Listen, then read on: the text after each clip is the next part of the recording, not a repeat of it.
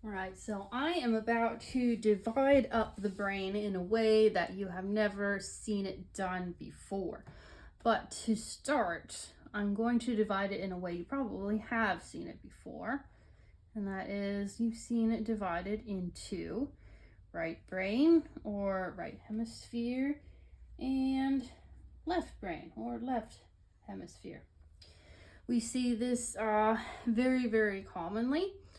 That is not the method I'm going to use, but we're going to start with that to just kind of get some ideas of what we already associate with our left and right brains. For instance, you've probably heard that left-handed people are more creative because remember, the left hand is connected to the right side of the brain.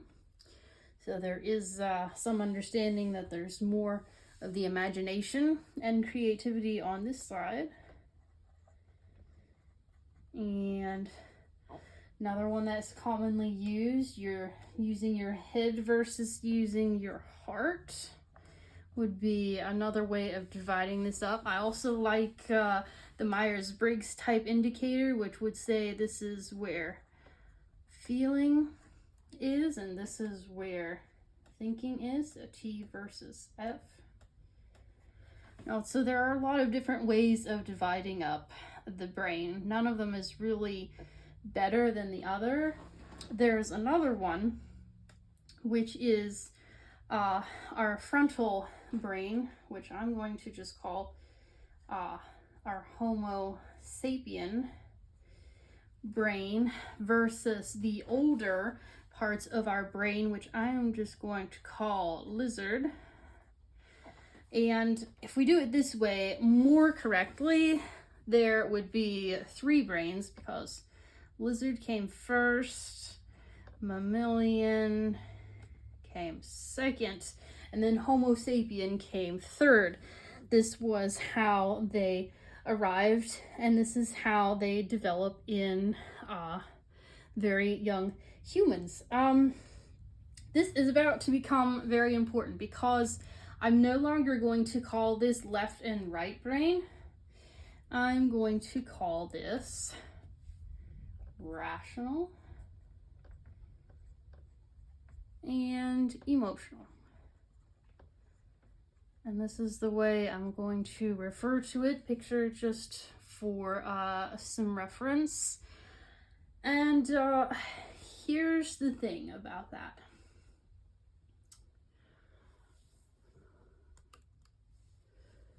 Now, this map is in no way to suggest that everything I'm talking about is literally on the left side of the brain or literally on the right. We just need a way of sort of dividing everything up very, very neatly. More to the point, as I said, this is really the prefrontal cortex, which we can't see from here, and then lizard brain would be somewhere down in here. But here's the important thing. Remember I said that this came first. This one came first. This came second. Okay. So each of these brains serves a very practical function. Emotional thinking, for instance, is shortcut thinking. It's the thinking that you need in a very great hurry. So, for instance, you're outside, it's dark, something that looks somewhat like a bear is coming towards you. You don't stop and think about it, whether or not, well, it could be a bear, maybe it's not. Your emotions kick in, they give you lots of feelings of fear, and they give you adrenaline, shortcut thinking really fast to get you out of there before you get eaten, right? So that's the point basically of emotional thinking, this whole side. Rational thinking is looking more towards our long-term goals in spite of what we're feeling. So for instance, in another case of survival, let's suppose that you want the fruit that's at the top of this tree, and but you're very afraid to do it because the tree is very high And if you fall, you could get seriously hurt or killed. So, with your rational brain, however, you can plan a way to safely climb up the tree and get the fruit that you were afraid to get and come back down and live to see another day. So, as you can probably see, there's a place for shortcut thinking, which is, like emergency situations, and a lot of use for long-term thinking if there's a lot of things in life that we want. So if you're trying to be very deliberate, then that is the side you would be looking at. This side tends to be very reactionary. Or to put it another way, people over here are kind of saying to themselves, if I feel like it, and people over here would be saying, let me think about it. And you'll notice people in your life are going to sound like one or the other. You're going to have people who sound a lot like, oh, I don't really feel like doing it today, or not right now, or I just really felt like doing it. A lot of people are very in touch with this side, and then other people, he might get more exasperated with them because they're a little bit slower. They're not quite as spontaneous. They like to think. They like to plan it out. They like to plan, like to schedule, and basically live their lives in a very deliberate manner. This one is a little bit more whimsical. Be another good word. So as you can see, we've got two different brains, two completely different functions, but working side by side, as it were. And what I want to talk about now is some of the downsides, actually. Now, there are some things about, I'm going to focus on this side of the brain for now,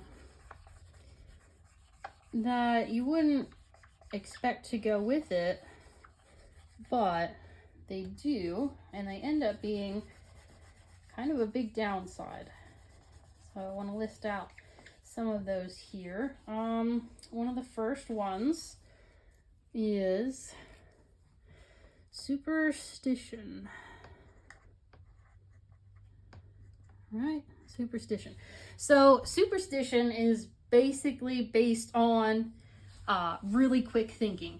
So for instance, I imagine somebody at one point walked under a ladder, and then sometime later that day, something bad happened to them, and they just quickly made the connection, like, oh, I this is the first time I ever walked under a ladder, and as soon as I did, something bad happened, And of course, it doesn't make very much sense, I mean, the chances of something going wrong during your day after you've walked under a ladder are pretty good, So superstition doesn't really hold up under the math, which says that there was a pretty good chance something was going to happen to you that day anyway. But again, superstition tends to leap to those sorts of conclusions very quickly. Again, it's based on survival. It's trying to help you make connections that will help you to thrive. And if ladders are the next thing that's dangerous, superstition will want to keep you away from them. Another interesting thing that belongs to the side of the brain is prejudice. Now that's odd, isn't it? But imagine this, you have to think very, very quickly to decide who is friend and who is foe. And if you're going to do that, you're going to base it on some very superficial things, like the way people look, the way they talk, the way they dress. Basically, prejudice. It actually takes a lot of rational thinking, believe it or not, to have an open mind about people. It's very much easier to rely on this part of our brain, which, you know, credit to it, it did save us from a lot of enemies in our past when, you know, people who were quote unquote other, you know, were a very real threat to us. But yeah, it takes a lot of work to be open-minded, because you've got this to fight you on that. Think also of the Rorschach test. The way that works, if you look at the blots, the idea is to very, very quickly tell your therapist what it is that you see in the blot test. And the reason for that is the therapist is trying to tap into this side, the emotional side of your brain, and bypass the rational brain. That's why it has to be a really quick response in order to tap into what the therapist is trying to work with, the emotional side. That's how the test is able to work. Even though it might seem weird, it actually does work. Same with, if you think about it, clouds. Have you ever just sat and looked at clouds to see, you know, oh, what do you see in that cloud? That would be the same thing. Same side. This is where the emotion is, the really quick associations live over there. There's a lot of downsides to thinking very quickly. Another one, which I like to go into detail later, called magical thinking. Unfortunately, it comes from this side as well. It's the wonderful magical thinking that gives us the ability to, at least a little bit, especially when we're children, believe in Santa Claus. You know, there's really no proof. There's no proof of Santa Claus, but we really want to believe it so much that he continues to exist for us. A bad case of magical thinking would be if I'm just a really good person, everything in my life will tend to work out overall. And again, that can be another self-fulfilling thing, just like the example of walking under the ladder. Because again, if you look at it in a certain way, most of your life probably will look like it's working out. But really, in reality, there's no connection between your being a good person and things working out, unfortunately. I mean, the workplace alone, you would think that being a good person, a morally good person who's more honest, more hardworking, etc., that would produce more success in the workplace. Not usually the case. In fact, if anything, they will probably give you twice the workload because they know you're such a wonderful person who can do such a wonderful job. You can do the job of two. You know, so being a good person very seldom translates directly, at least right now, into immediate success. So to sum up in a different way, kind of what this side is saying is, if I felt it, it must be true. This is how this side of the brain works. It's not particularly concerned with the facts, only what it feels. This side is not the same way. And you're going to notice that some people give a lot of weight to this side. If I felt it, it must be true. Sort of taking emotions as an input that is a type of fact or factual. And then you're going to notice other people that tend to be more skeptical. We can go ahead and put gullible over here, because it does tend to be about, you know, what is pleasurable to believe in as opposed to what holds up under testing, which would be more of this side. So these people tend to be more into doing. These people tend to be more into being. And again, I'm not saying that one is better than the other. I'm saying each one has its own separate and perfectly good function if it is used for what it is and not for what it isn't. This side, for instance, is very good about the experience, just the experience of the moment, which is very good. However, if what you're looking for in life is more like results, then maybe you want to favor this side a little more, you know? So for instance, it's a great experience to cut out of school and go have fun somewhere that you're not supposed to. It's a great experience. But if you want the results of graduating from school, you might have to do the thing that's a little bit more uncomfortable, just not quite as fun. So you'll notice this side tends to be very disciplined, even rigid, in order to get those results.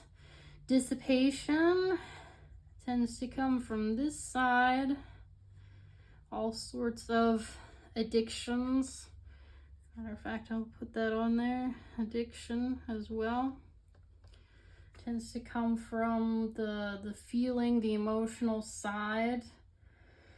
And on top of all this, here's the really bad news, is that we are confusing both of these all of the time.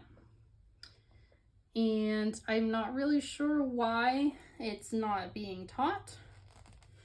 I don't know, but it is so very important to know where your thoughts are coming from, because unfortunately they like to disguise themselves. In particular, the thoughts you have from your emotional side, they like to be very well disguised. As a matter of fact, the rational brain's job on autopilot very often is just to kind of be the backup and the rationale for your emotional side. So, for instance, emotional side wants a cookie. Now, you're on a diet, you're trying to lose weight, you're trying not to have extra calories, but the rational brain notices that the emotional brain wants a cookie and is like, well, we did do really good yesterday. We exercised really hard, and one cookie won't have that many calories, so I don't know, I guess it would be okay. And then you get to the end of your day and you look at your goals for the day and you're like, hey, I've gone over on my goals for the day. My calorie count is too high. What happened? You know, it almost feels like somebody else took over sometimes. That's how hidden the emotional thoughts can be, and very well disguised by the rational brain. And unfortunately, nobody's really saying that feelings are not facts. You know, this is just your intuition, which in and of itself may or may not be accurate. You know, you think about walking down a dark street and you look at an alley and all of a sudden you just get this really ominous feeling in the pit of your stomach and you just run. You run because you're certain that there's something in that alley. Now, there could have been, you know, there could have been something in that alley, and there could have been an intuition telling you that it was there, or your emotions are just hardwired into your survival mechanisms, saw a very dark area where something could potentially be hiding and gave you that feeling in order to cause you to run. You know, it may not be fact at all. So that is really where we're not getting taught very much. Feeling is not the same as fact. Science equals fact because with repeated testing, scientists are getting the same results every single time. That's what makes it a fact. What's worse, if you're not really tuned into your emotions, which I imagine most people aren't, if you aren't able to list at least the basic 5 emotions and know exactly what they feel like and where they are located at in your body, chances are good you're some degree of separated from your emotions, unaware of them. And being unaware does not mean that they stop. It means that you're not connected to what they're doing, which means that they can influence this side very subtly all the time because you're unaware. So yeah, there are some people having some great success in life, and I suspect very strongly it's because they somehow learned or inherited from their parents, who may have been very much healthier than most, to know the difference between their rational thoughts and their emotional thoughts. Because I can tell you, more often than not, your emotions are going to get in the way. And again, it's not because they're trying to be bad, they're not trying to be annoying, they're not trying to get you in trouble with the teacher or the boss or with anything like that. They're just there to kick in for your survival. And unfortunately, they're not really tuned in to what constitutes survival anymore and what doesn't. You know, only the rational mind can make that type of distinction with long-term thinking, long-term decisions, not with shortcut thinking or short-term decisions. So yeah, I'm seeing a great big problem here where we have, this great big brain of ours and really not much clue what's in it, to be honest. And again, to reiterate, I'm not saying that everything rational is literally on the left side or everything emotional literally on the right side. As a matter of fact, they're finding out that a lot of what we thought was just in our brain is actually scattered throughout our body, including our memories. So this is just an image for your convenience, basically. And this is going to be a 5-part series. In the next part, I'm going to look at some even more interesting descriptions of the left versus the right, with maybe some new words for you. And we're going to talk a little bit about this phenomenon called the inner child, which is a very interesting psychological concept. So I hope to see you there.